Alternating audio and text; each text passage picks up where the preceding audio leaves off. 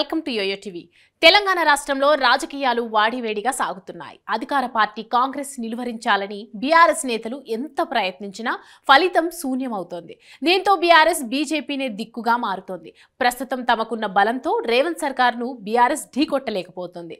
మరోవైపు తీహార్ జైల్లో ఉన్న కవితను విడిపించడానికి బీఆర్ఎస్ చేసిన ప్రయత్నాలు అన్నీ ఇన్ని కావు. అయినా సరే ఆమె బయటకు రావడం లేదు. ఈ నేపథ్యంలో గులాబీ పార్టీ బీఆర్ఎస్ తో జత కట్టడానికి సిద్ధమైందంటూ ప్రచారం తెర మీదకు వచ్చింది. అయితే ఒకసారి పొత్తులు, మరోసారి విలీనం అని అంటున్నారు. అయితే గత ఎన్నికల ముందు చెట్టాపట్టాలేసుకొని బీఆర్ఎస్ బీజేపీలు తిరిగాయని, ఫలితాల తర్వాత గ్యాప్ మెయింటైన్ చేస్తున్నారని కొంతమంది చెప్తున్నారు. అయితే తాజాగా బీఆర్ఎస్ కాళ్లబేరంతో బీజేపీ ప్రభుత్వాన్ని మచ్చిక చేసుకోవాలని చూస్తోంది. కవితను విడిపించడమే టార్గెట్ గా బీఆర్ఎస్ పావులు కదుపుతోంది. రేవంత్ రెడ్డి అమెరికా నుంచి వచ్చిన తర్వాత బీఆర్ఎస్ బీజేపీకి మరింత దగ్గరైంది. కాగితం మీద రాసిచ్చిన ఫిర్యాదు ప్రకారం ఈడీ కేసు నమోదు చేసింది. ఈడీకి దేశ వ్యాప్తంగా అనేక ఫిర్యాదులు వచ్చినప్పటికీ కేసును నమోదు చేయని బీజేపీ ప్రభుత్వం బీఆర్ఎస్ చేసిన ఫిర్యాదును స్వీకరించి దర్యాప్తు ప్రారంభించింది. దీంతో మరోమారు బీఆర్ఎస్ తో బంధం ఉందని నిరూపించుకుంది.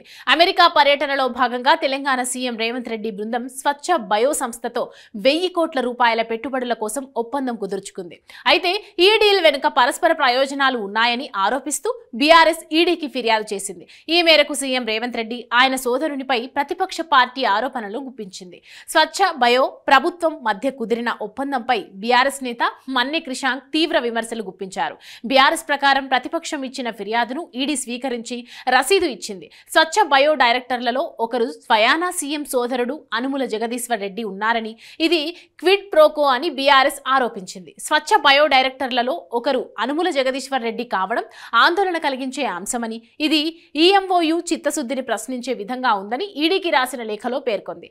అమెరికాలోని ఫిలడెల్ఫియాలో సీఎం అధికారిక పర్యటనకు కేవలం 15 రోజుల ముందు స్వచ్ఛ బయోను తెరపైకి తీసుకువచ్చారని ఫిర్యాదులో పేర్కొన్నారు. హైదరాబాద్లోని జూబ్లీహిల్స్ లో రిజిస్టర్ అయిన ఈ కంపెనీ ఇప్పటి వరకు ఎలాంటి క్రియాశీల వ్యాపార కార్యకలాపాలు నిర్వహించలేదని, ఇది షేల్ కంపెనీ అని ఆరోపిస్తోంది.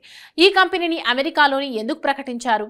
ప్రయోజనం ఏంటి? ఈ కంపెనీలో విదేశీ నిధులు ఉన్నాయా, మనీ లాండరింగ్ ఉందా అనే అంశాలు తెలియాల్సి ఉందని పేర్కొంది. ఎంఓయూపై సంతకం చేసే సమయంలో రేవంత్ రెడ్డి పక్కన హర్ష పసనూరి ఉండటంపై కూడా తన ఫిర్యాదులో బీఆర్ఎస్ అనుమానం వ్యక్తం చేసింది. ఎంఓయూపై సంతకాలు చేసిన సమయంలో సీఎం పక్కన ఉన్న వ్యక్తి పసనూరి హర్ష అని వెల్లడించింది. హర్ష పసనూరి సీఎం సోదరుడు తమ ఆర్థిక పరిస్థితిని వివరించాలని, 1000 కోట్ల రూపాయల పెట్టుబడులు ఎలా పెడతారో చెప్పాలని డిమాండ్ చేసింది.